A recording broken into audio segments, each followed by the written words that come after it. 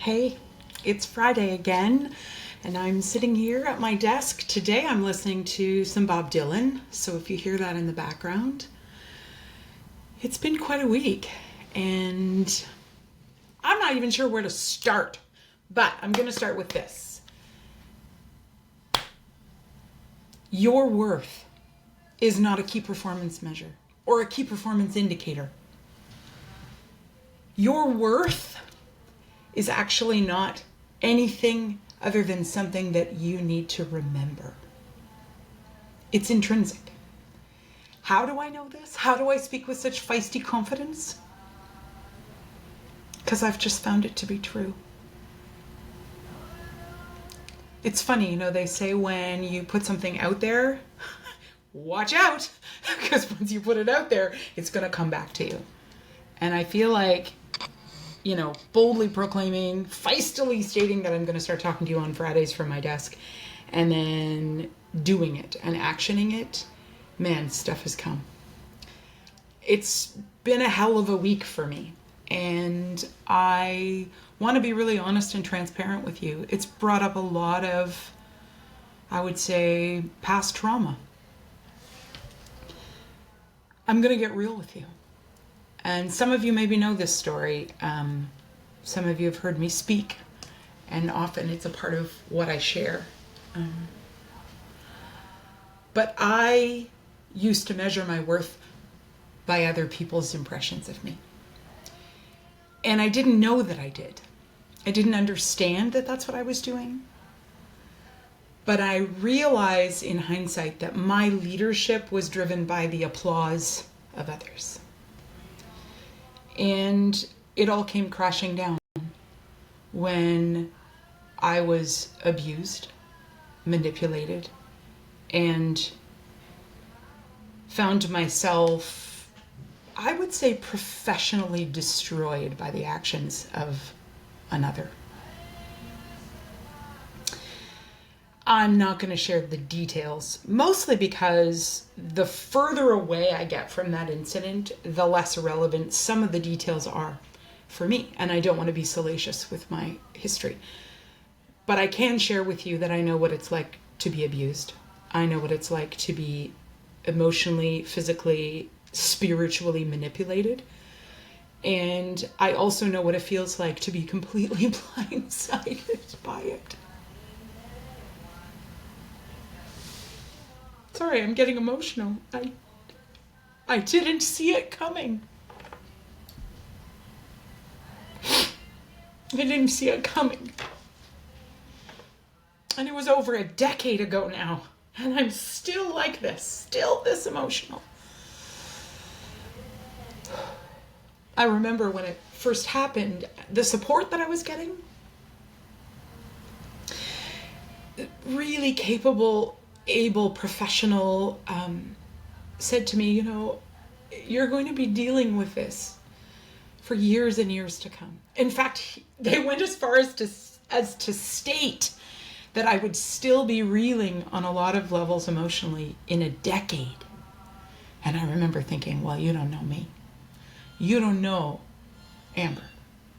I can't allow that level of victimhood to control my emotions for a decade, so I won't allow it. I remember thinking that. And I remember also thinking that I didn't want to give my power away by not continuing to give people what they expected of me, to people please. And yet here I am, a little over a decade later, and I can still cry about it. And when I was talking about the fact that sometimes I think I should be able to cry in a board meeting or in a project meeting, it's this type of emotion that I'm talking about. It's not being able to still be present. I'm present with you, but I'm hurting. I'm hurting because I recognize in myself that incident, although horrifying, became a catalyst for me to change the way I viewed myself. Funnily enough, the environment I was working in when that abuse happened was the environment that should and would have been the one you expected to give me validation and worth, not based on achievement, not based on applause. And yet it was exactly the opposite. Deep down, it was such a toxic environment, and I didn't see it. And the blindsiding was real. And today, I'm not blindsided, but I'm still human. I'm still human, and I still see others who are struggling like I was struggling and sometimes continue to struggle with the idea that if I don't meet the metrics that other people have given me, that I am not successful. That somehow who I am as a human contributor to the planet is actually measured on a list of metrics, or there's a rubric for it. It doesn't work that way. It doesn't work that way. In fact, when you try to make that work that way, it has this horrible effect. And the horrible effect is it destroys you and makes you even weaker as a leader, because it makes you vulnerable in a way that isn't really genuine. It's not you being honest with people about who you are. It's literally casting your own views, values, and emotions aside and thinking that you are worth less than the situation. And that, my friends, is just simply not true. You have got to honor yourself. You have got to reframe your worth, not to think about it as an indicator of your performance measurements, but to think about remembering your worth, the worth that you had when you were a child. That innocent, kind of almost ignorant idea that there was something to learn around every corner and there was joy to be had. We need to be professionals that do that yet today. We need to think about aligning who we really are and what we really believe about things far more over caring about the applause or the accolades of others. And you know, I just recently won an award, and I'm honored, but honestly, that accolade is something that I can add into my intrinsic self-worth, not look to as a measurement of it. This week, I would challenge you to practice presence over performance. Yeah, we're going to get the work done. Yeah, I'm sitting at my desk today, ticking a lot of things off my list. And that's okay. But those things that I tick off a list are just a list. They're not me.